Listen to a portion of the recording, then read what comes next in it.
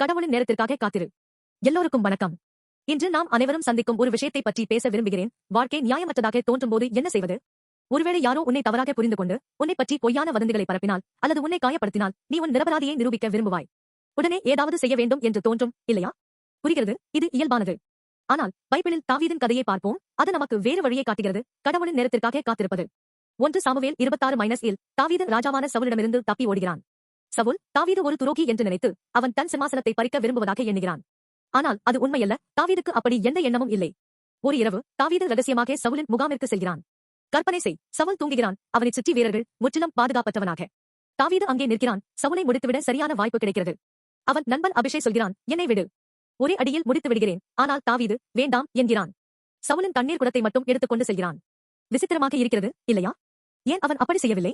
ஏனெனில் தாவீது தான் தவறு செய்யவில்லை என்பதை காட்ட விரும்பினான், ஆனால் யாரையும் காயப்படுத்தாமல். சவுல் மோசமான ராஜாவாக இருந்தாலும் அவன் இன்னும் கடவுளால் அபிஷேகம் செய்யப்பட்டவன் என்று தாவீது நம்பினான். சவுலை நீக்க வேண்டுமானால் அது கடவுளின் முடிவு, என்னுடையது இல்லை என்று அவன் நினைத்தான். சவுல் இயற்கையாக மரணமடையட்டும், போரில் மறையட்டும், அது கடவுளின் கையில் இருக்கிறது என்று நம்பினான். இது கடவுளின் இறையாண்மையை மதிக்கும் அவரது மனப்பான்மையை காட்டுகிறது. இது எனக்கு இயேசுவை நினைவுபடுத்துகிறது. அவர் சிலுவையில் தொங்கும்போது மக்கள் அவரை கேலி செய்தார்கள், அடித்தார்கள், ஆனால் அவர் பதிலடி கொடுக்கவில்லை. 1 பேதுரு 2:23-7 அவர் எல்லாவற்றையும் கடவுளிடம் ஒப்படைத்தார் என்று சொல்லப்பட்டுள்ளது.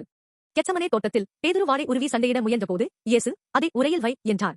தாவீது கடவுளின் நேரத்திற்காக காத்திருந்தான். இயேசுவும் கடவுளின் திட்டம் நிறைவேறும் வரை பொறுமையாக இருந்தார். நாம் என்ன செய்யலாம்?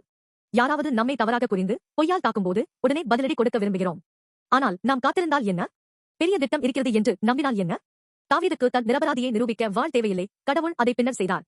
இயேசு சண்டையிடவில்லை, ஆனால் கடவுளின் நீதி இறுதியில் வென்றது.